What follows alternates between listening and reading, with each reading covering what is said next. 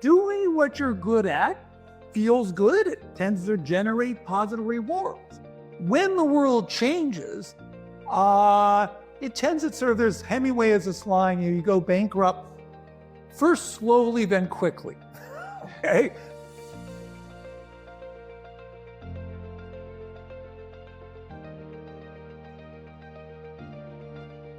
We're actually here with Dan Levinthal, who is a professor of corporate strategy at the Wharton School. And I'm Dave Maslach. I'm an associate professor at Florida State University, and this is Pino Adia at the Tuck School. One of the key things that is really motivating us to have this conversation is to bring to a broader audience, hopefully, an understanding of how learning is related to decision making. And the myopia of success, which is a classic paper co-authored by Dan and G. March, is a great example of that. So why the interest in decision making at this moment? What's going on there in terms of this recent, I guess, excitement that you have about decision making? What's the story? Why this moment?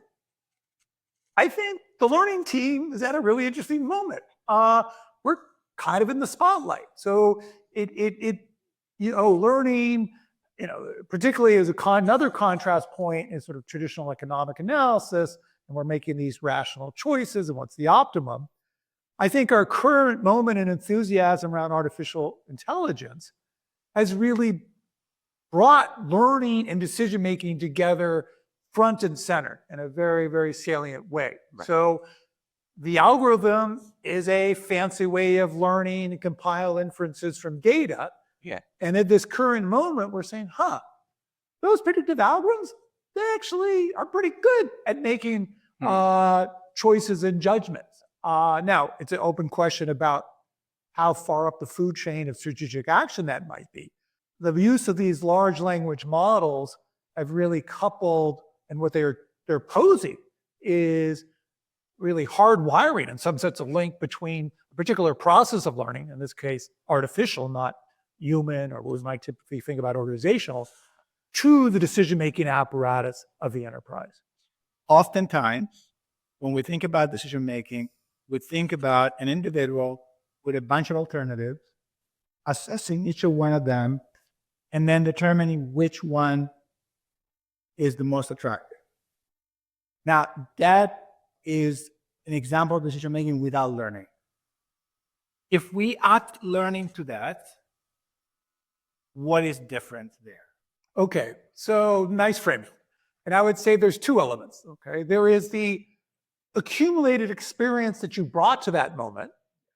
Secondly, there is maybe I experiment. Maybe I try different things. This decision is not a, fixed commitment now, forever time. Maybe the choice is I run a pilot. I try it over here.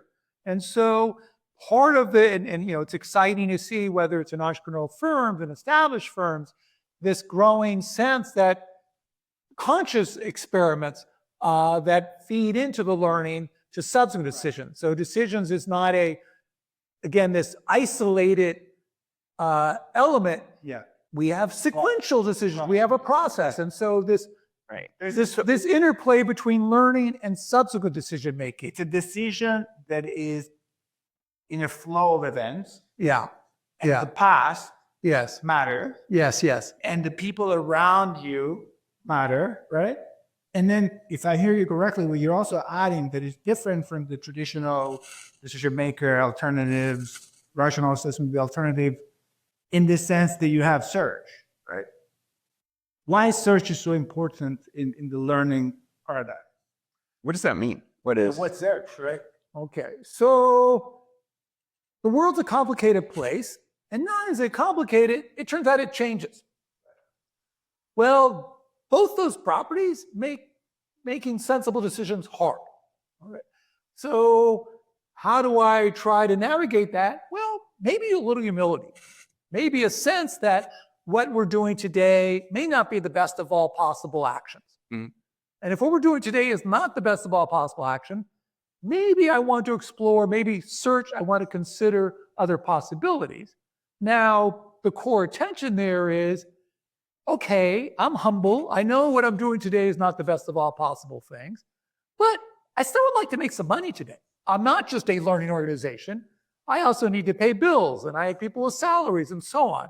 And so you perhaps, familiar, obviously you two are familiar, of our audience, with the exploration, exploitation tension. It's reflecting this kind of, this dual challenge. I need to pay bills in the present, I need to make money, but I also have to recognize, even in a static world, I may be far from some ideal action. And secondly, if the world is changing, technologies are changing, markets can open up, what was a terrific action today may not be a particularly ideal action tomorrow. So both of those suggest this need to continue to revisit what we're doing, but it's akin to, we're going to work on the airplane while we're flying it. Imagine back in the 1980s, you were the best typist on a typewriter, and there was lots of people that were really good with that. Now, the trouble is you can be very, very good, and that's the exploitation part of it. With experience, you get better. And as you continue to do this and type, you understand how to move your fingers.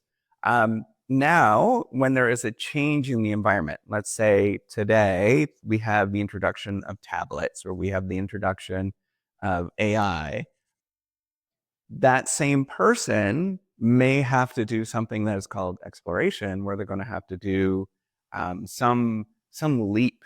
That often, does it feel good when you do that leap? Shouldn't it be just easy to understand and go to the next step like that? Well, no. Doing what you're good at feels good. It tends to generate positive rewards. So when the world changes, it tends to sort of, there's Hemingway has this line, you go bankrupt first slowly, then quickly. Okay? The early insemination of these new technologies don't seem that threatening. 2.5 years ago, large language models were kind of interesting, a little bit curious for firms. It wasn't keeping chief executives up at night. But in fact, the change was already there. It hadn't reached the point of quite commercial viability. So, or another analogy, right? The frog in the pot that slowly heats up. In the immediate sense, back to the myopia, keeping with what I'm doing early on, no. It makes me feel good. I'm good at it. I get positive rewards. Why are you bugging about this whole change thing? Yes, at a certain point, it's hitting you in the face. But at that point, is it too late? Because in fact, if I'm going to be in a dynamic market with competitors who may have already made the antecedent investments and are ready for these, now the technology is ripe for scaling and commercialization, without those toehold activities, without that bit of exploration. So back to your question, in the near term, it may feel like it's a distraction. It may feel like a luxury. We're tough-minded business people. We don't do this explore thing. Think about the success trap. What are some of your favorite examples of success trap stories in the business world? Gee, what's the problem? We're successful. Doesn't feel like a trap. It seems like a happy place. And the trap element is where that success precludes some of the sort of search, exploration that we've been talking about. And it's a challenge. So the organization, even successful firms live in competitive context. I think Intel is an interesting example where they're the big success story of the PC revolution, and they get vectorized around the product family of their microprocessor. That's still a dog-eat-dog business. And it takes enormous sums of money to build out those plants. So they are working really, really hard to come up with that next generation, the 386, the 486, enormous energy. And so all hands in deck, let's push this forward, and we're making buckets of money. That seems sensible. It seems rational. It is hard to anticipate when product life cycles mature, when do alternative technologies comes in. The smartphone seemed like a fancy phone. Who knew it was a mobile computer? Who knew that that's going to invite a kind of different chip technology. Now, even further down the road, it turns out we have parallel processing as the basis for AI. It's not the serial processor. So, A, I'm making money. B, it's not easy making money. It takes all our engineers working all the time to be the most relevant firm in this current technical trajectory. So it's a sort of natural pathology. Amazon is a really interesting example. We talked about it a bit ago in the founding story. Think about search. Again, it's not whimsy. It is the continual pushing out of the adjacencies. So in its origin story, we're looking for things.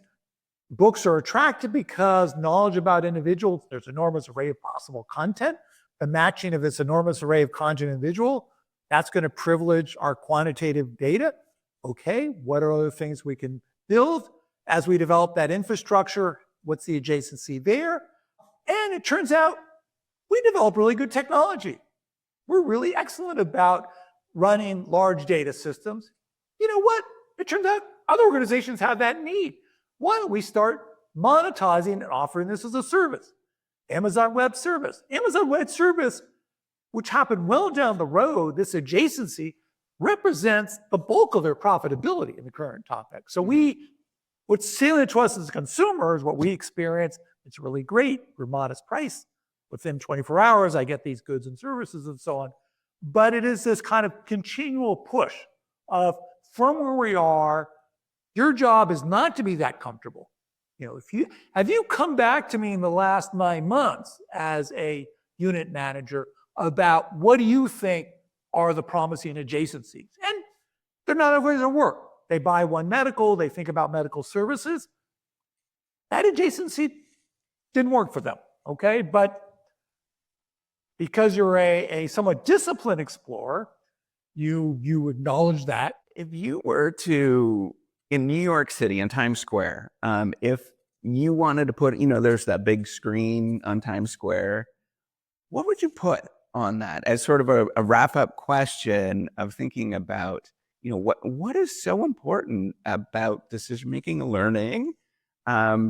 What is it about the myopia of learning that you would guide? Or maybe you wouldn't even talk about the myopia of learning. Maybe there's something else that you would think about to put on that big billboard in Times Square. So I'll talk myself into it a little, or I would say people are familiar, or maybe familiar with this idea of the servant leader. Okay, I would put it as the leader. There's an interesting duality. You're both a bit of a captain of a ship and coordinating action. At the same time, needing some level of humility about how clever we are in the moment and how our prior cleverness may or may not translate to a future world. I had the advantage of thinking more. I bought you time. Buggy time. That was a setup. On the board, don't let the past change you. Use your past to guide you. I like that. Why do you say that? Because the success trap is a form of being chained by your past. Mm-hmm.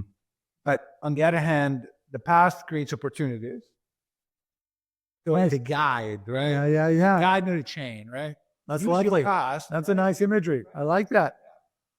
A healthy path dependence. Is there anything else that you would like to add to the conversation before we wrap up? It's been a lot of fun. Yeah. We're never, per our conversation, we shouldn't pretend that we've solved all answers, but it's been a wonderful interlude in our collective journey.